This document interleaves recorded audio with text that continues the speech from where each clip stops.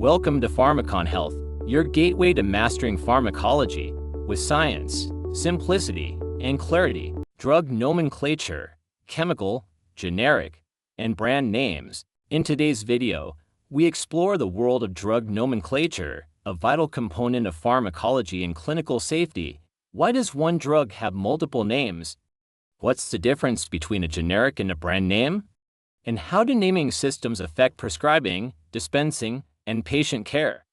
Let's unravel the science and regulation behind the names of drugs. To begin, let's understand the different types of drug names, starting with the chemical name. Chemical name, the scientific identity. Every drug begins with a chemical identity, a name that follows IUPAC rules and reflects the exact molecular structure.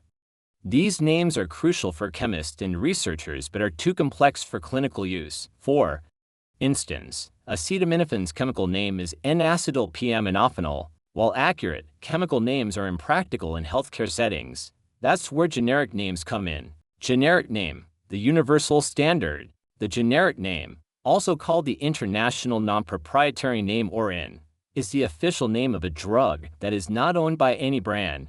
It is unique, globally recognized, and assigned by authorities like the United States Adopted Names Council and the World Health Organization. Generic names are used in prescriptions, textbooks, and drug formularies. Generic name suffixes, clues to drug class. Many generic drug names share common suffixes that hint at their drug class. For example, Olol usually refers to beta blockers, while Pril indicates ACE inhibitors. These clues help healthcare professionals quickly recognize what a drug does and instantly identify the drug's function. Now that we've covered generic names, let's take a look at brand names, the ones you often see on pharmacy shelves. Brand name, the market identity.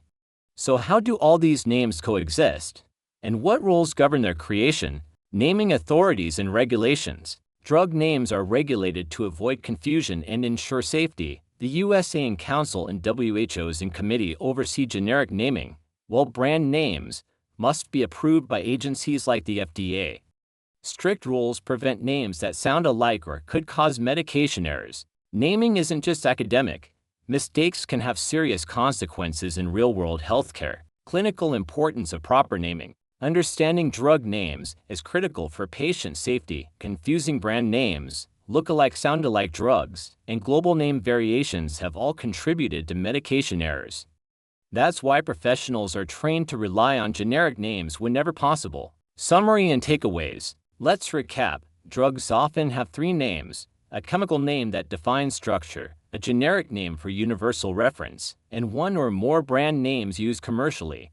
Each serves a distinct purpose in drug development, regulation, and clinical care. Thanks for joining us at PharmaconHealth. If you found this video helpful, be sure to like, share, and subscribe. Stay tuned as we continue to explore the science of pharmacology.